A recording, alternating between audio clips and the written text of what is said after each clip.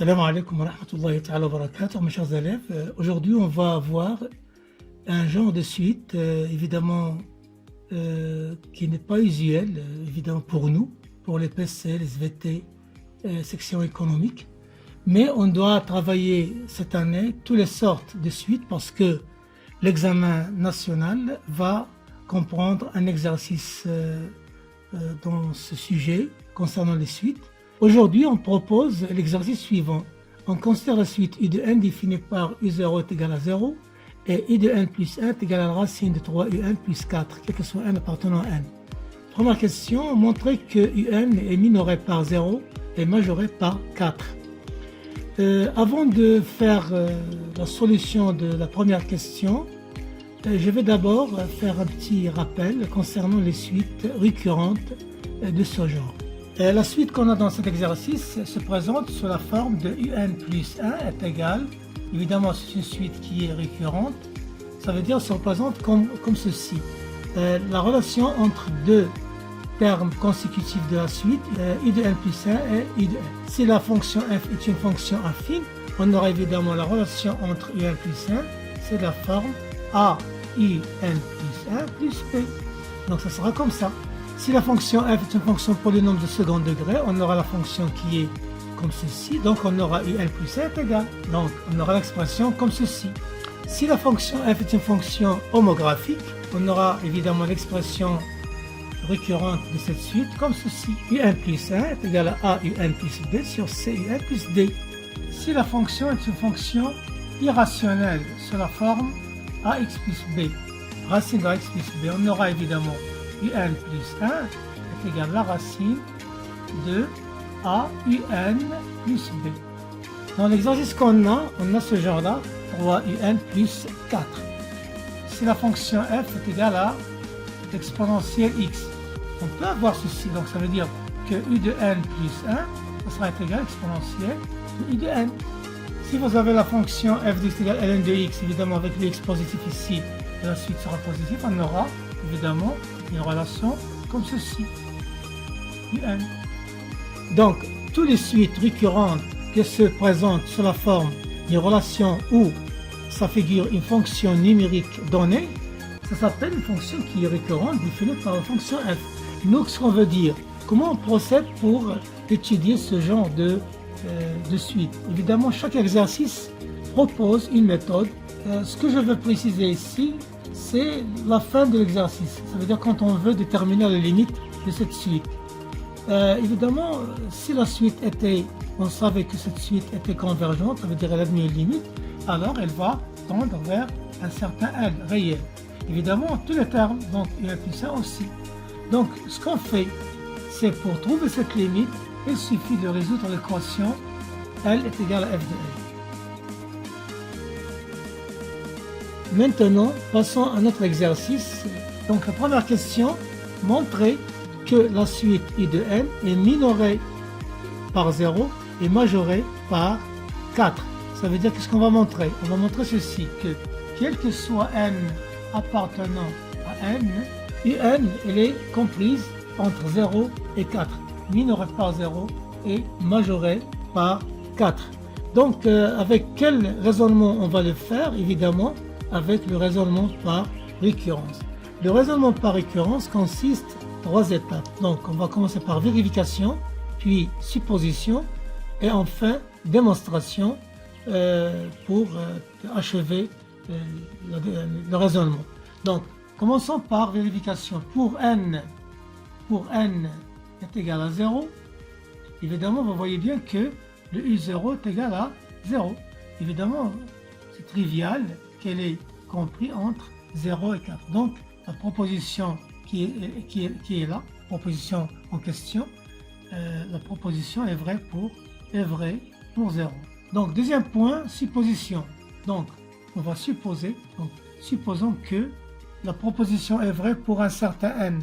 La proposition est vraie pour un certain n. On va supposer que u de n, elle est comprise, encadrée, bornée par 0 et 4.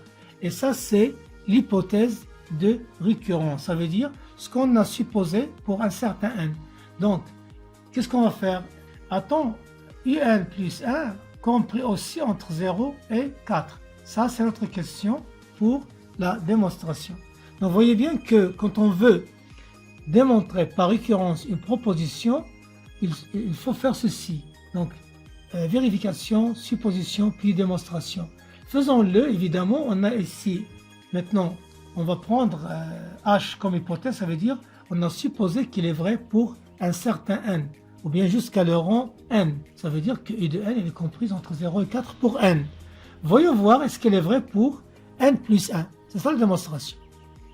On doit utiliser évidemment l'hypothèse. On va montrer que U de n plus 1, elle est comprise entre 0 et 4.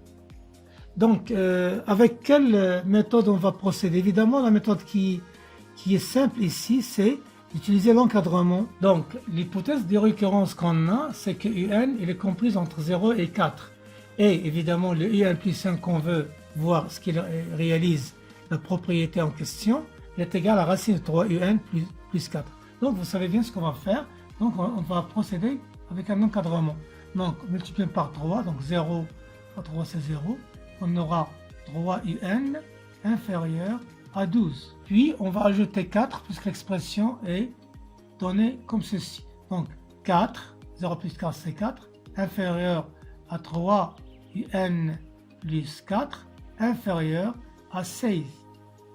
À ce niveau-là, pour passer à UN plus 1, il faut faire la racine carrée. Donc, on aura la racine de 4, ça veut dire 2, inférieur à la racine carrée de 3 UN plus 4, inférieur à la racine carrée de 6, ça donnera 4.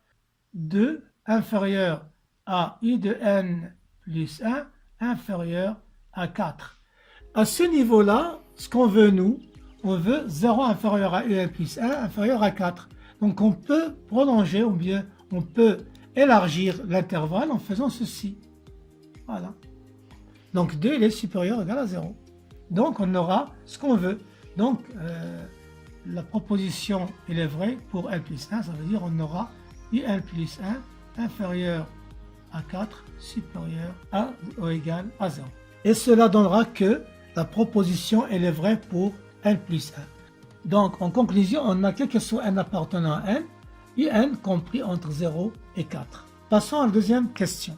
Montre que U de n est une suite croissante. Comment peut-on faire pour montrer qu'une suite est une suite croissante ou bien décroissante? Vous devez le savoir. On va calculer la différence entre deux termes consécutifs. Donc pour le montrer, il suffit de montrer que UN plus 1, quel que soit n, UN plus 1 moins n supérieur ou égal à 0. Donc U de n plus 1 moins U de n est égal, en remplaçant l'expression donnée, racine de 3 UN plus 4 moins UN. Donc à ce niveau-là, on ne peut pas continuer sauf si on fait un calcul. Si vous voyez bien, on va utiliser le conjugué. Donc on aura ceci. En multipliant par le conjugué de ce qu'on a, en multipliant pour avoir une identité remarquable pour élever la racine carrée, donc on va multiplier comme ceci. Donc ce qu'on va obtenir, donc en multipliant ceci, on aura racine 3 UN plus 4 au carré moins UN au carré sur le dénominateur qui va rester, il est positif comme vous le voyez bien. Donc on aura U de n plus 1 moins U de n est égal à 3 UN plus 4 moins UN au carré sur la racine, ce qui reste. En ordonnant ce qui est au numérateur, on aura moins UN au carré plus 3 UN plus 4.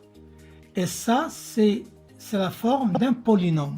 Si vous le voyez bien, c'est la forme du polynôme suivant. P de x est égal à moins x carré plus 3x plus 4. Si vous voulez, on peut factoriser ce polynôme. Parce que ce qu'on veut nous, on veut savoir le signe de cette expression. Pour le dénominateur, c'est déjà positif. Il suffit de voir le signe de numérateur. Donc on va faire une assimilation de ce qu'on a au numérateur avec l'expression d'un polynôme. Et un polynôme, on peut le factoriser en utilisant le discriminant. Ça veut dire en utilisant le delta. Si on fait le delta, qu'est-ce qu'on va trouver? Delta est égal à quoi ici? Donc vous avez le 9, moins c'est le plus, 16, ça veut dire 25. Donc delta c'est 25. Puisque delta il est positif, donc on aura deux racines. La première racine c'est moins b, ça veut dire moins 3, moins racine delta, ça veut dire moins 5, donc c'est moins 8, sur 2a, c'est moins 2. Donc on aura 4. Première solution, bien première racine. Deuxième racine, moins b, plus racine de delta, ça veut dire plus 5. Donc on aura 2. On aura 2. Sur moins 2, ça veut dire moins 1. Donc, comment peut-on faire pour factoriser un polynôme ayant deux racines? P de x est égal à quoi? Est égal à a, x moins x1, x moins x2. Donc, vous aurez x moins 4, facteur de x plus 1. Ceci, on peut l'utiliser pour factoriser l'expression qui est en numérateur. Donc, on aura moins u de n plus 1, u de n moins 4. Et ça, c'est la factorisation de la différence un plus 1 moins un. Donc, pour le dénominateur, c'est positif. Il suffit de voir le signe de numérateur. On sait que u de n, elle est comprise entre 0 et 4. Donc, pour le un plus 1, c'est strictement positif. Parce que un supérieur à 0, si on ajoute le 1, c'est supérieur à 1, donc positif. Pour le un moins 4, elle est négative parce que un elle est majorée par 4. Donc on aura u de n plus 1 moins u de n qui est égal à ceci qui est positif. Ça c'est positif, ceci négatif. Donc on aura positif. Cela veut dire que donc u de n plus 1, donc cela veut dire que un plus 1 elle est supérieure à u de n. Donc finalement la suite u de n sera une suite qui est croissante. Vous voyez bien que l'astuce dans cet exercice, c'est du point de vue calcul. Et l'astuce ici, c'est de multiplier par le conjugué. La question suivante, c'est de déduire que la suite u de n, elle est convergente. Qu'est-ce qu'on a dans cet exercice? On a que u de n borné. Donc u de n, elle est majorée par 4. U de n, c'est une suite qui est croissante. Et d'après le théorème, on peut conclure que u de n, elle est convergente. Et cela veut dire que la limite u de n, elle existe, elle est finie. Ça veut dire un réel. Ce qu'on va voir à la fin de cet exercice. La quatrième question commence par le petit a qui dit que montrer que quel que soit n appartenant à n, 4 moins u de n plus 1 est inférieur ou égal à n demi 4 moins u de n. On va le faire directement. Ça se peut que vous voyez bien qu'on peut le faire aussi par récurrence, mais ce n'est pas la peine. On peut le faire par calcul direct. Donc on a donc 4 moins u de n plus 1 est égal à 4 moins, en remplaçant l'expression de u de n par son expression. Et on va faire la même chose comme tout à l'heure, donc on va multiplier par le conjugué. Donc on aura 16 moins 3 u de n plus 4 entre parenthèses, évidemment sur le conjugué avec quoi on a multiplié le numérateur. 16 moins 4, ça veut dire 12, et le moins 3un. On peut, évidemment, ce qu'on veut trouver, nous, 4 moins inférieur à 4 moins u de n fois 1 demi. Donc ceci, on va faire apparaître le 4 moins un. Donc avec ceci, en factorisant, on aura 3 facteurs de 4 moins u de n sur 4 plus la racine de. Vous voyez bien ici que ce qu'on veut est déjà apparu. Ici, vous le voyez bien. Il suffit maintenant de montrer que 3 sur 4 plus la racine est inférieur à 1 demi. On aura la réponse voulue. Donc faisons un petit calcul concernant l'encadrement. Donc on va commencer par l'encadrement de un qui est comprise entre 0 et 4. Et on va aboutir à ce qu'on veut. Donc on a ceci. Pour la première étape, on l'a déjà fait tout à l'heure. Je vais multiplier par 3 et ajouter 4. Donc ici vous aurez 4, la racine de 4 c'est 2. Ici on multiplie par 3 c'est 12 plus 4 c'est 16, la racine de 16 c'est 4. Et on aura, évidemment en ajoutant le 4, 6 inférieur à ceci. Puis on va passer à l'inverse. Donc je vais continuer une nouvelle page. Puisque vous avez tous les termes sont positifs, on peut faire l'inverse. Donc on aura 1 sur 8 inférieur ou égal 1 sur 4 plus la racine de 3un. Donc faisant l'inverse, on aura l'ordre de tous les termes va se renverser. Maintenant, je vais multiplier par 3 pour terminer, achever le calcul. Donc on aura ceci. Évidemment, ce qu'on veut est déjà là. Voilà, vous avez le 1 demi. 3 sur 4 plus racine de 3 un plus 4 sera inférieur à 1 demi. D'où, donc on aura 4 moins u de n plus 1 est égal à l'expression qu'on a déjà trouvée tout à l'heure. Mais en faisant l'encadrement fait comme vous le voyez ici, ce qui est en rouge, 3, 4, etc., inférieur à 1 demi. Donc on aura l'expression totale, elle est inférieure à 1 demi fois 4 moins u de n. Donc on aura l'inégalité finale, 4 moins u de n plus 1, inférieur à 1 demi, facteur de 4 moins u de n. Petit b, qu'est-ce qu'il dit? De déduire que quel que soit n appartenant à n, 4 moins u de n inférieur à 4 fois 1 demi à la puissance n. D'après le petit a, on sait que quel que soit n, on a 4 moins u de n plus 1 inférieur ou égal à 1 demi 4 moins u de n. Donc on va appliquer cette inégalité sur beaucoup de termes en faisant la chose suivante. Commençons par n est égal à 0. Qu'est-ce qu'on aura? On aura pour n est égal à 0 4 moins u de 1 inférieur à 1 demi 4 moins u0. Pour n est égal à 1, on aura 4 moins u2 inférieur à 1 demi 4 moins u1. Pour n est égal à 2, 4 moins u3 inférieur à 1 demi 4 moins u2. Et ainsi de suite. Pour n appartenant à n, on aura évidemment 4 moins un inférieur à 1 demi 4 moins un plus 1. Si on compte, combien on a ici d'inégalités? Si vous voyez ici 1, 2, 3, donc n, ou bien ici 0, 1, 2, n moins 1.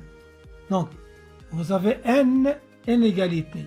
En faisant le produit, qu'est-ce qu'on aura? Puisque vous avez tous les termes sont positifs, parce que le un est majoré par 4. Donc, en faisant le produit, vous voyez bien qu'on va avoir des simplifications. Le produit de ces termes inférieur à 1 demi fois 1 demi fois ces termes. Donc, on aura 4 moins u1 simplifié, 4 moins u2 aussi, le 3 avec ce qui suit, jusqu'à u1. Donc, 4 moins u sera simplifié par ce qui précède. Et ce qui reste, c'est seulement 4 moins u de n, 1 demi, 1 demi, 1 demi, n fois le terme qui reste, c'est 4 moins u0. Donc, ce que vous aurez, finalement, donc on aura 4 moins u de n inférieur à 1 demi à la puissance n, 1 demi, n fois, et 4 moins u0. Le u0 est égal à 0, on aura le 4. Donc, inférieur à 1 demi fois 4, ça veut dire 4 qui multiplie 1 demi à la puissance n. Et ceci, quel que soit n appartenant à n. Donc, finalement, on demande de calculer la limite de u de n. On va utiliser ici ce qu'on appelle le critère de convergence. Voyons-le ici, qui dit que si vous avez valeur absolue de un moins un certain L inférieur à V de n, et que la limite de V de n est égale à 0, de condition, alors on aura la limite de u de n est égale à L, évidemment quand n tend vers plus l'infini. Ici, donc cette question, vous voyez que on peut faire 4 moins u de n. Pourquoi? Parce que on a dit que un est majoré par 4, donc 4 moins est positif. Donc on peut faire là la valeur absolue inférieure. Ici, l'expression qu'on a entre nos mains joue le rôle de v de n. Et voyez bien que vous avez 1 demi à la puissance n. C'est une suite qui tend vers 0. Vous le voyez bien, une suite de la forme q à la puissance n. Si q est compris entre moins 1 1 strictement, alors q à la puissance n tend vers 0. Donc la limite de 1 demi à la puissance n tend vers 0. Donc on aura ceci tend vers 0. Puisque 1 demi à la puissance n tend vers 0, donc on aura la suite qui est là, qui joue le rôle de v de n tend vers 0. La limite de u de n quand n tend vers plus l'infini est égale à 4. Parce que ici on peut réécrire cette expression en faisant ceci, pour avoir une analogie entre les critères de convergence dans le cours et ce qu'on a. Donc un-4 inférieur à une suite ici qui tend vers 0, donc un tendra vers 4, et la limite de cette suite, ce sera 4 évidemment. Je vous remercie mes chers élèves, à la prochaine, je vous souhaite une bonne réussite et merci.